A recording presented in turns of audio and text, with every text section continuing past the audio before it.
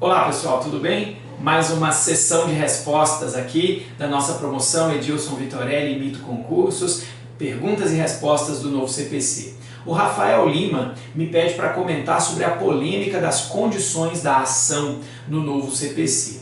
Rafael, condições da ação são um problema desde que foram inventadas por Liebman lá na década de 70. As condições da ação sempre foram uma categoria altamente polêmica na doutrina brasileira. Por quê?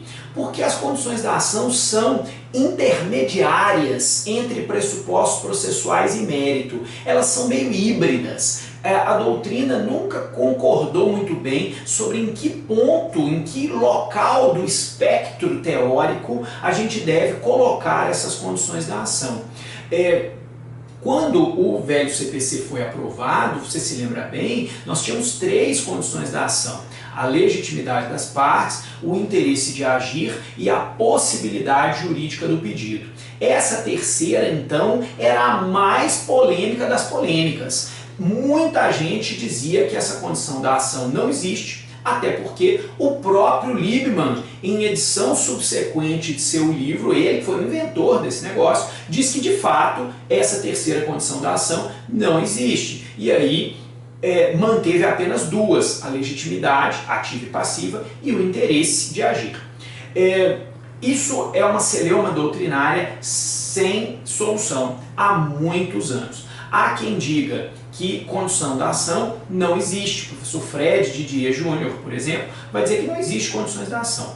Ou as condições da ação são resolvidas como pressupostos processuais, ou elas são resolvidas como mérito. Quer dizer, não existiria esse híbrido entre condições da ação e mérito. Então ele dilui essas duas categorias, essa categoria nas outras duas.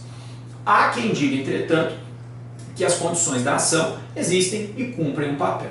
O que fez o novo CPC em relação a isso? O novo CPC não utiliza mais a expressão condições da ação. Se você agora abrir o site do Planalto, der lá um localizar condições da ação ou condição da ação, você não vai achar essa expressão no código. O velho usava. Então, houve quem dissesse: não existem mais condições da ação.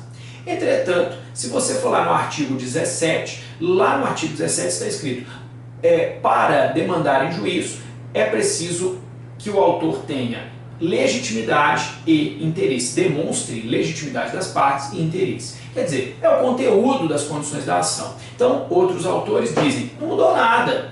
A questão é que o código não utiliza mais uma expressão que era polêmica, mas legitimidade e interesse continuam sendo essenciais para o ajuizamento de ações. Logo, existem condições da ação, ainda que o CPC não faça uso da expressão condições da ação. Uma coisa é certa: a possibilidade jurídica do pedido não existe mais. Essa você não deve mais usar. Você não deve, por exemplo, se você estiver elaborando uma contestação, apresentar a preliminar de impossibilidade jurídica do pedido. Isso hoje é de má técnica. Isso não existe mais. Agora, quanto ao interesse e à legitimidade, você vai ter posições doutrinárias nos dois sentidos. Você pode tratá-los como condições da ação, ou você pode tratá-los como categorias pertencentes, ora a pressupostos processuais, ora a mérito, dependendo do que você está analisando. Dependendo, inclusive, do momento processual em que essa análise é feita, de acordo com a chamada teoria da asserção. O que eu acho, para a gente concluir? Eu acho que as condições da ação são uma categoria útil e que continuam existindo no novo CPC em relação ao interesse e à legitimidade. Por que eu acho útil essa categoria?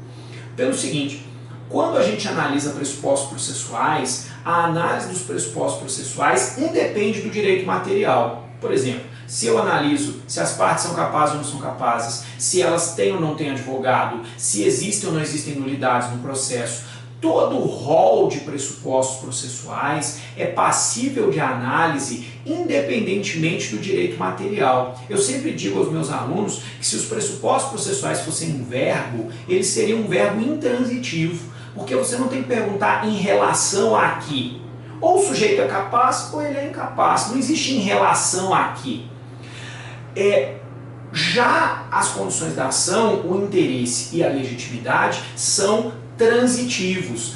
Eles só fazem sentido em relação a um direito material. Você tem interesse de agir em relação a um determinado direito. Você tem legitimidade ativa ou passiva em relação a um determinado direito. Então, essa diferença, me parece, é impossível de ser conciliada entre o interesse, entre as condições da ação e os pressupostos processuais. Por isso que eu acho que, ainda que na prática isso possa não fazer diferença, didaticamente, para efeitos de análise, os pressupostos processuais, o método de análise dos pressupostos processuais é diferente do método de análise das condições da ação.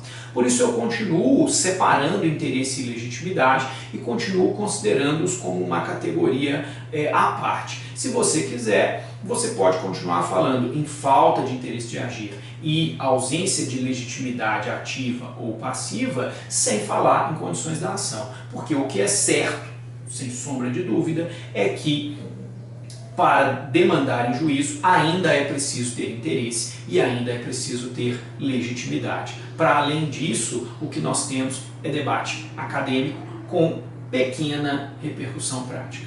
Um abraço e até a próxima.